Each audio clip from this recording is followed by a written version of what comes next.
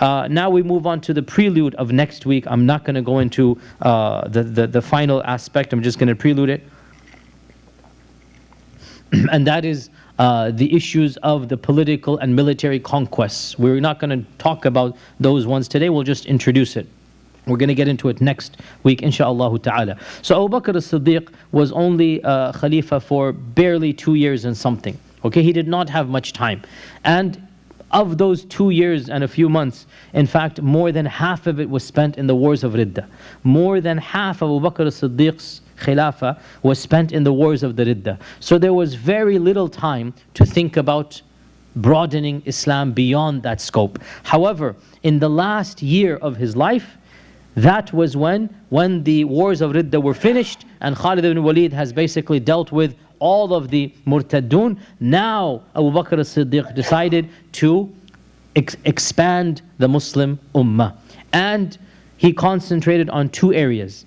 And the victories began in his lifetime and they reached the pinnacle in the lifetime of Umar ibn al-Khattab, and in the lifetime of Uthman, it just continued down. So the domino effect had begun. Abu Bakr as-Siddiq was the one who began the domino. We saw the big boost in the time of Umar ibn al-Khattab. The real big, massive victories, Umar ibn al-Khattab. Uthman ibn Affan is riding the wave. It just continues the first 6 years, then it stops. And Ali radiallahu anh stops. Why does it stop? Because of the internal fitna.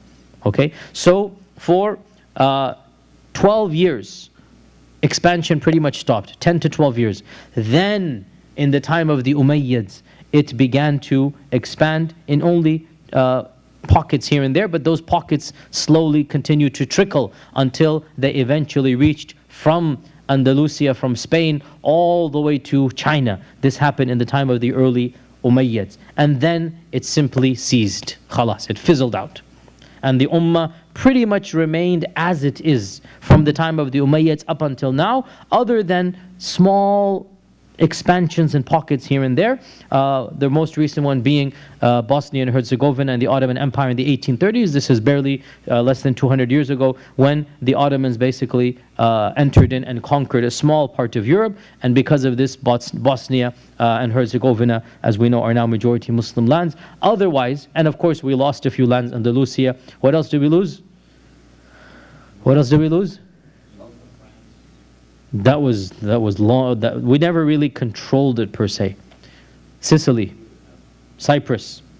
These are small areas that we lost. Sicily, the island, 250 years. To this day, if you go to Sicily, I have not been, but I always want to go. If you go to Sicily, they say there are still the fortresses built by the Muslims, still over there, and their coins.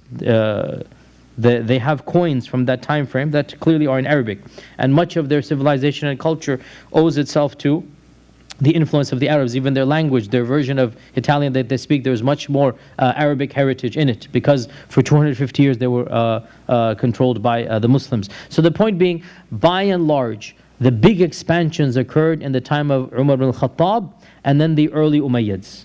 The Abbasids hardly did anything in terms of expansion.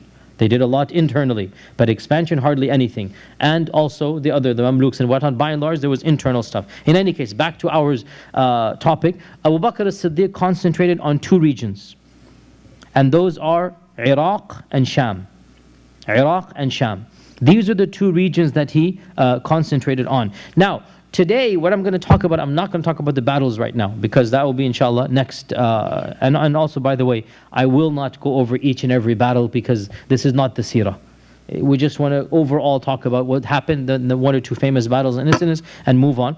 And frankly, it does get very boring very fast. If I start talking about every battle and the numbers here and there, it's not something that the average Muslim is interested in. But I want to talk about a very, very controversial topic today. And that deals with, who can guess, when we're talking about these conquests, what is the topic? Where Karbala already did. He was here. It's a 2-hour lecture, you can find it online. Karbala takes place in the time of, way after this, not Abu Bakr as-Siddiq. The reasons for these wars. The reasons for these wars. Because there's a huge controversy amongst modern Muslims about the expansion of the Khilafah. And a lot of times what we have been taught or have heard people say is that these expansions were defensive in nature. That these expansions were defensive. That the Sharia does not allow an offensive war. This is the claim that is given. And this is a claim that is simply false and incorrect. And we do ourselves a disservice by pretending otherwise. By now, all of you are familiar with the fact that I don't beat around the bush and I am not an apologetic. I call a spade, and I believe honesty is the best policy. The claim that there's no such thing as offensive jihad, and that the Muslims of early Islam never engaged in conquests, is a claim that is simply not backed up by any shred of evidence. In fact, the opposite is true. And that is an undeniable fact, which is why nobody pre-modernity ever said this. This is a very modern notion that is now being back projected onto early Islam. Now, the other side of the coin, which is the people who don't like us, they say, you guys spread Islam by the sword. And that's the other extreme. So, in the next 20 minutes, inshallah, we'll kind of give you the middle. What is the truth of the matter? Was Islam spread by the sword? Or is it all defensive and lovey-dovey and whatnot? What is the real, we had to fight. That's why we went and fought. What is the reality? Well, the fact of the matter is that in the lifetime of the Prophet ﷺ, we can say without being apologetic at all, that pretty much most of the battles were battles that were defensive in nature. That's very clear. You don't have to be an apologetic at all. Look at the situation. Who was persecuting whom? Who kicked whom out of their lands? Who was the one? So it's very clear that Badr and Uhud and Ahzab were very necessary. And even the conquest of Mecca, like it had to be done if you had to survive. You can't just let them keep on attacking you. So in the seerah of the Prophet, we can say that very clearly most of the battles were necessary and were defensive to gain the rights of the Muslims back. However, it is also true to say that not all such battles can easily be put into this category. Some battles, especially some saraya, and remember saraya was the expeditions the Prophet did not participate in, he sent others out. Many of the saraya, especially in 9th and 10th Islam, there was no dire need, there's no threat at all. Going to the fringes of Oman, for example, right? Going to the other side of Bahrain, for example, it's not as if there was an immediate threat in some of those saraya. And especially we talked about the Battle of Tabuk. The Battle of Tabuk remains a big question mark amongst seerah specialists. Why? Why was one of the largest armies ever sent up north? For what?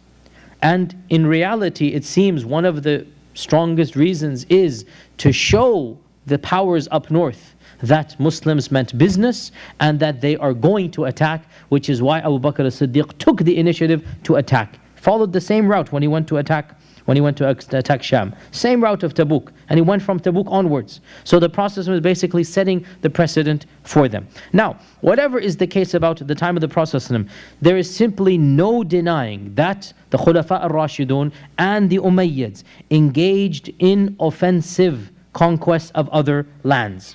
The Sassanid Empire did not pose any immediate threat. They were not attacking the Muslims at all. In fact, as we will study, when the Muslims attacked the Sassanid Empire, Rustum said, "What are you guys doing here? Why are you attacking us? We're not bothering you. What are you doing over here?" Remember, that was the famous, we'll get to that conversation today and next time as well. And the Romans as well couldn't care less about the Arabs. Remember, we said this from the very beginning. Both the Romans and the Persians, or I should say the Byzantine Empire and the Sassanid Empire, that's the more precise term, they were minding their own business, fighting each other. And they were not fighting the Arabs at the time because they didn't see any strategic advantage in controlling the Arabs. The Arabs were not a civilization that offered anything to them, and they didn't care about oil back then, right? Unlike now. So there was no reason for them to invade. If they had wanted to invade, there could have been no stopping them. before the coming of Islam. But there was no reason for them.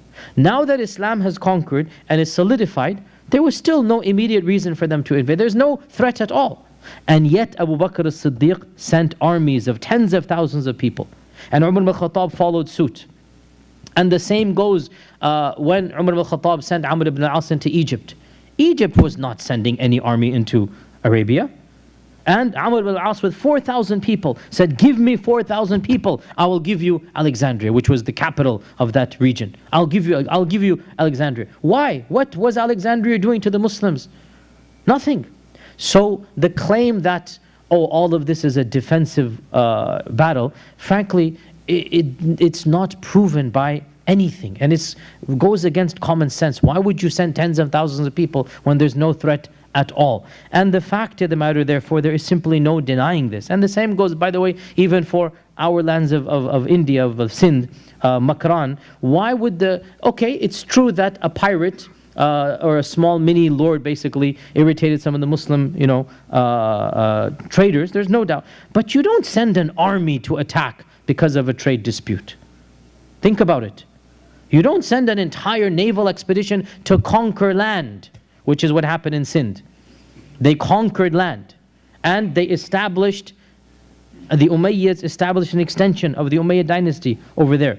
And that was the beginning of Multan. Multan was the earliest Islamic land. Makran and Multan, these areas were the earliest Islamic lands. From the time of the Sahaba, some of the Sahaba were alive at this time when Multan was conquered. What for? You're going to establish a mini dynasty over there? For what? So clearly, there's not just a defensive jihad going on here. There's no denying that the early Muslims wanted political conquest. Now, is that problematic? Should we try to explain it away? All we need to do is contextualize. All we need to do is contextualize. Contextualize. Firstly, everyone did it, without exception. Every superpower at the time was attacking every other power. That's how those powers survived. It was the law of the time. In fact, it was the law up until medieval Europe, where look at France and England, for example. I mean, if you ever study their history, all you do is memorize one battle after another, after another, after another. Keep on, they're fighting each other up until modern times. Now they're fighting over culture and cuisine and language and whatnot. Still, physical conflict, military conflict was a part of life. And there were regions of the world that switched hands literally dozens of times between competing powers. Damascus is one example. One era it's under the Persians, then it's under the Romans, then it's under the Persians, under the Romans. And the border between the Sassanid Empire and the Byzantine Empire was never established. They're always fighting one another. And Damascus is kind of in the middle. So you had times when the Persians controlled Damascus. Then you had times, most of the time, Romans controlled Damascus. And the same goes for so many other small cities as well. So this was a time frame where everybody is attacking everybody. It's a fact of life. Why should the Muslims be any different? As well, there's no denying that of the goals of early Islam was indeed to spread the political power of Islam. In fact, is not that the goal of every civilization? Why were the Romans fighting everybody else? Why did Alexander in ancient times go and conquer everybody else? That's how civilizations flourished. There's nothing strange about early Islam doing the same. And in our times, by the way, perhaps it is true that the major superpowers technically don't want to, or I shouldn't put it that way, they technically give the impression they're not invading other lands and countries without provocation. But okay, suppose ignore all of the military conflict. Doesn't every nation in our time strive its best to get the most political clout and economic clout and military might than other nations? This is what nations do. This is exactly what every civilization does. And in our times, they might use other tactics, many of which are unethical. The IMF, for example, right? The superpowers of our times, they use the International Monetary Fund, for example, or they'll use the United Nations. But in essence, each country and civilization strives to get the most power for itself, including the one we're living, especially the one we're living in. This is a fact of life that is historically undeniable. So why should we sugarcoat for our own tradition as well? Yes, early Islam wanted political dominion, and guess what? They got it. They got it. They put their eyes on the prize, and they indeed got it. A third reason we will mention here, and this gets a little controversial, is the issue of conversion. Conversion. Did these early Muslims want to convert the people that they're conquering? Give me an honest response. What do you guys think? So they would not want them to convert. Where are you from, Akhi, ethnically? You are from Misr. What were your ancestors? Before, when Islam came, what were they? Copts. So when the Sahaba entered your land, you think they wanted your ancestors to remain Copts? That wasn't my question. That was not my question. My question was, and this is why I'm being a little bit pressing here, because I need the correct answer. Because we're living at a time and place where giving these politically correct answers is politically incorrect. We have to be frank and firm, and when we do so, we will actually be able to win arguments. Did the Sahaba want their conquered peoples to convert? That's not answering the question. Did they want them to convert? Sure, exactly. Jazakallah khair. That's the point. Did they want them to convert? Sure they did. Was that a motivational factor? Yeah, jazakallahu khairan. That's what I wanted to hear. This is the reality. If it wasn't a motivational factor, my ancestors worshipped cows. I would still be worshipping cows if they hadn't come. Your ancestors worshipped a cross. And if it weren't for the blessings of Allah through these conquests, probably you would also be worshipping a cross now. Do we understand this? We should stop sugarcoating. That's the reality. They came not just for political power, yes for political power, yes for economic power, but as well they did want the people to convert. Now we get to the second question, which is what you're trying to get at, right? But I want to get the difficult out of the way. Did they force people to convert? That question we can alhamdulillah say without being apologetic, because that is a fact. No, they didn't force people to convert. They did not force people to convert, and in fact they knew that it was not a part of their religion to force people to convert. It is because they did not force people to convert that to this day the lands that were under the Mughal Empire, majority of them are still Hindu. The lands that were under the Muslims of Egypt, when the Muslims entered Egypt, literally 99.99999% were Coptic Christians, right? This is a documented historical fact that has been, lots of research has been done on this by looking at the registrars of names, Christian names versus Muslim names. And plenty of research has been done, and we notice and we find that in Egypt, for example, over the course of the last, especially the first 12 centuries of conquering, not the last 200 years, not since the British came. When the British came, colonialization, that changed everything. But up until the era of Napoleon, when did Napoleon enter Egypt? 1798. 1798 he entered Egypt. Up until the era of colonization, which is relatively recent, 1798 is after America was founded. Okay, that's when colonialism begins with Napoleon invading Egypt. This is the beginning of European colonization of Islamic lands.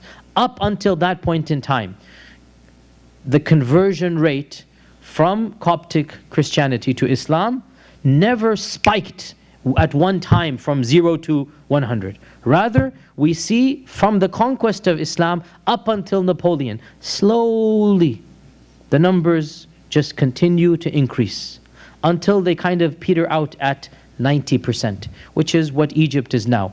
90% Muslim, 10% Coptic. To this day, Egypt, which was 100% Coptic, 1 out of every 10 Egyptians is still a Coptic. Why? Because there really was freedom of religion. There really was, not the types of freedom that exist in the modern West. There's no doubt about it. Let's not again sugarcoat. Not the types of freedoms, but there was the freedom to be a Coptic Christian, to worship, to practice the laws of Coptic Christianity, to do the rituals, to pass it down to your children. You could remain Coptic. And that therefore, 1 out of every 10 Egyptians to this day remain Coptic. Okay? So, never in the history of Islam, and this is not being apologetic, this is the truth, was a sword waved in the face of somebody and he was told, convert or die. That didn't happen. But did the Sahaba and the early Muslims desire their subjects to convert? Wallahi, they did. Of course they did. Wouldn't you desire other people to convert? Now you're ruling them, wouldn't you give them incentives to convert? That's what the Sharia does, by the way. That's what the Sharia does. The Sharia gives you incentives. If you don't convert, you have to pay extra tax. You have certain restrictions. You have this, you have that. But you're allowed to live your life according to your faith. So, one of the goals of invading these lands was indeed to convert the people, but not by force. How so then? Multiple ways. First and foremost, simply by interacting with the Muslims. Now, if Islam is the truth, and we all believe it is the truth, yet the bulk of humanity, suppose there's no internet, pre-social media, let's go back 100 years. So the tribes of Africa, the jungles of Tibet and whatnot, how are these people going to be exposed to Islam? By interaction. And what better way of interaction than the civilization of Islam trickles out and spreads, which is what early Islam did. And what better way to see the reality of Islam than to see the fruits of an Islamic civilization? You live under an Islamic civilization. You see what it can offer you. You see its dominance. You see its heritage. You compare it with the people before and the people you think might come afterwards. And then guess what? You're like, man, this makes a lot of sense. I like it. I want to convert. And that is why my ancestors and your ancestors converted. Nobody put a sword on their throats. They, at some point in my history and your history, somebody, well, I know it's my great-great-grandfather, I know exactly, I don't know about you if you know or not, but I know exactly how many generations ago, somebody was a Hindu and they converted to Islam. They decided of their own free will. Nobody forced them to do that. Interacting with the Muslims of India, living under the Nawabs of Lucknow, they realized, oh, you know what, this is a good religion, I want to embrace it. Your ancestors as well. How would that have happened unless the Sahaba and Tabi'un and the Umayyads invaded these lands and allowed Islam to flourish so that people could see this is Islam? Correct? So let's not sugarcoat it. One of the reasons of invasion was indeed conversion by seeing the lived experiences, and yes, and I've said this before as well, by even offering incentives. Because when you're so sure that something is good, you know, people do this all the time to their products, when they're selling their products, right? They'll give you an incentive to buy it because they know that their product is so good. Once you're used to it and you like it, khalas, you're going to keep on getting more. So, if we as Muslims believe this, why are we surprised then that the Sharia is so confident that people will accept it, that it gives them perks and incentives, which it does. It does give perks and incentives for you to accept the faith. Because it knows, once you do so for whatever reason, suppose you do it out of greed, you want more money, so your taxes are lifted, because they will be lifted, right? If you, again, I don't sugarcoat. If you were a non-Muslim, you had to pay jizya in the Khilafah, in the Abbasid times and whatnot. Somebody who's greedy and said, you know what, I don't want to pay this jizya. I'm just going to convert because I want more money in my pocket. What's going to happen? In time, if not him, then who? The children, for sure. Which is exactly what happened. Correct? Which is exactly what happened. That in time, and we see this all the time, I've given this example many times, converts, we see them to this day. Many times, number one reason people convert now is not because of money. We don't got any money to offer you that. But it's what? It's love. It's love. It's like they fall in love and they want to get married. Okay? So they convert because of love. Then what happens? Usually they become more Islamic than the real spouse. And then the spouse comes running, I don't know what happened to my wife, man, she's fanatic, would not do something. He's like, alhamdulillah, okay, this is what happens. Okay? That's the reality of. So what has just happened over here? Truth has won over. Truth has won over. We're so confident in the truth of Islam. Yallah, go ahead. You want to be greedy for the money? Okay, here's your incentive.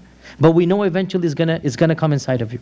So, yes, it is true that one of the reasons for invasion was also conversion, but not direct, indirect. And by the way, This is also a fact that needs to be mentioned. There were khulafa and there were dynasties that discouraged conversion. And some of the Umayyad khulafa made conversion very difficult, which is one of the reasons why the Abbasid revolution took place. Because there was discrimination. They didn't want you to convert. Why would they not want you to convert? Taxes. Taxes. They wanted more taxes. And so they put hurdles in conversion. And that's one of the reasons why the Mawali are the non-Arab converts. They joined the Banu Hashemite revolt, the Alawi revolt against the Umayyads. Okay, so this is another reason. And then one final point that we'll mention here, we have the explicit testimony of one of the Sahaba, Rib'i ibn Amir, when he stood in front of Rustum, the general governor of the Sassanid Empire. The primary general. He wasn't the Khalifa, he wasn't the ruler, he was the general, the primary general, the military genius of the Sassanid Empire. And we'll talk about him next week a little bit as well. When Rib'i ibn Amir was standing in front of Rustum, in the palace of Rustum, in that luxurious palace, the ruins of which still stand to this day, at Ctesiphon. To this day they stand, those massive beautiful pillars and whatnot. One of the architectural wonders of the ancient world. You know, the Persians would build massive structures. And Rib'i is asked by Rustum, why are you invading us? What are you doing here? Go back to your lands. What are you doing here? And Rib'i said what? That famous line, you should all memorize that famous line, that Rib'i said that Allah has sent us لِنُخْرِجَ الْعِبَادِ مِنْ عِبَادَةِ الْعِبَادِ إِلَىٰ عِبَادَةِ رَبِّ الْعِبَادِ.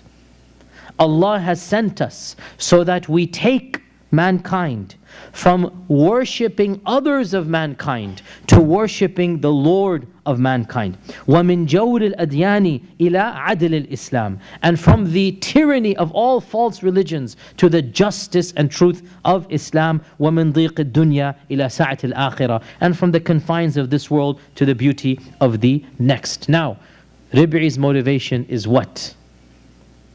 Spreading Islam. Da'wah.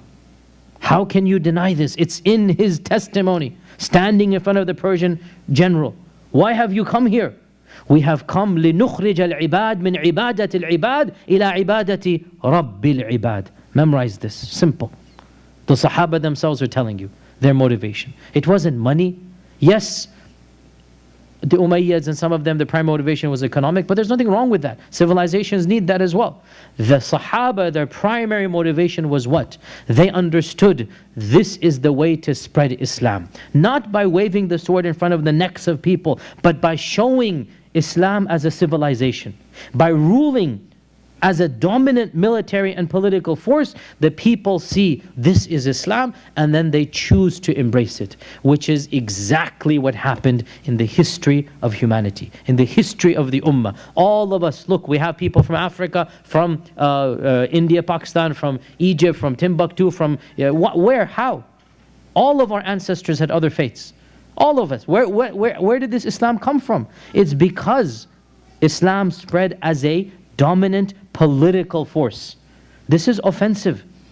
This is not defensive. This is offensive. And we thank Allah for that offensive.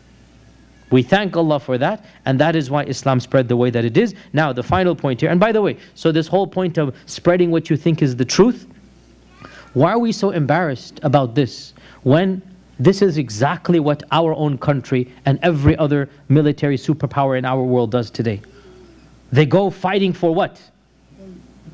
Oil? Okay, well, for oil, yes, but what do they say they fight for? Democracy. Sah wala la? Right? Human rights. For the right of women to not wear the burqa, we're going to go invade Afghanistan. I mean, literally, that's what they said, right? To make women, liberate women, so that they don't have to wear the burqa. Now, they're so confident in their values. They're willing to go to war, and they proudly boast.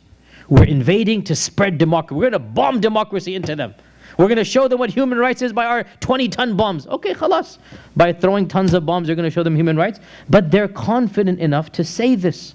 And their people swallow it up. that yes, this is why we're going. So why should we be embarrassed that our classical heritage, we're not talking about modern times, we're talking about the Khulafa ar-Rashidun and the Umayyads, our classical heritage, they as well felt this much confidence, if not more so.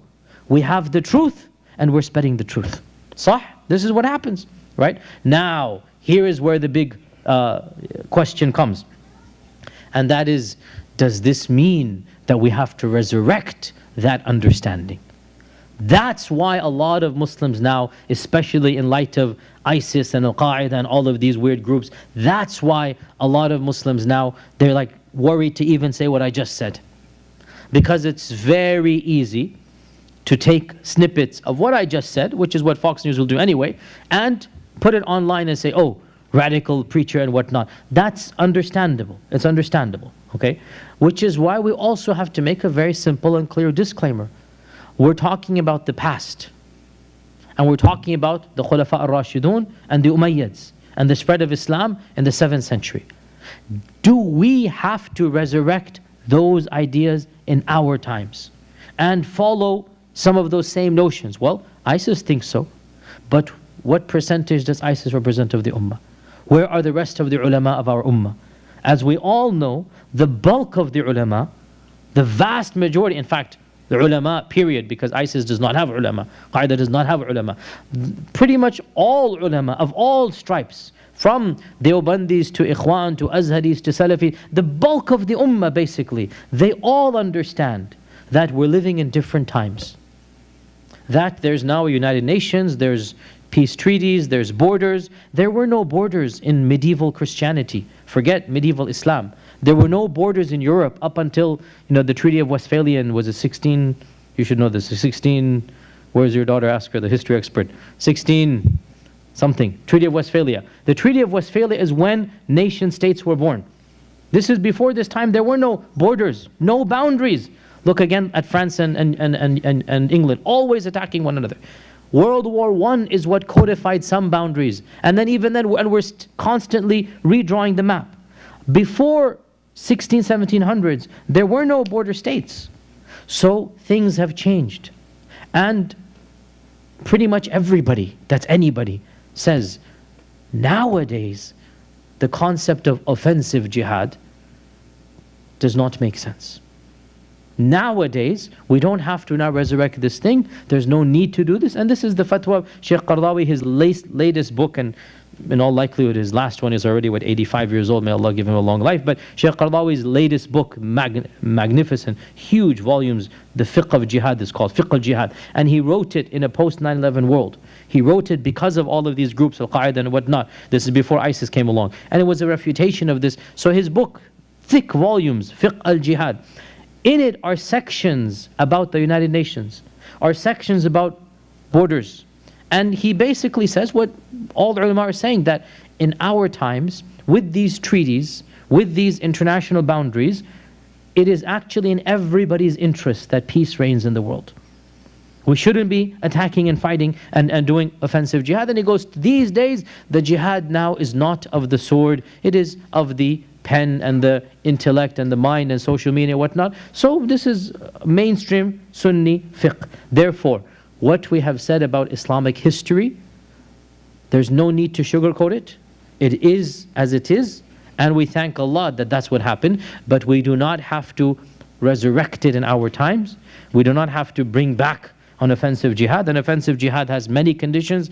The first of them is a legitimate khilafah. That's the first condition. Then you have many others. And we all know that really there is no legitimate khilafah in our times. So the bottom line, there is no need for us to be apologetic, to try to sugarcoat the past. Yes, indeed, Abu Bakr As-Siddiq radiallahu anhu intended to wage war against the Sassanids and the Byzantine Empire because he wanted to spread Islamic laws, civilizations, values, and yes, the religion. And he succeeded in doing that. And that was the beginning of much bigger success to happen. And inshallah, with that we will stop for today. And next Wednesday, inshallah, I will begin summarizing the main battles that occurred and perhaps even finish. If not, it will be the Wednesday after that.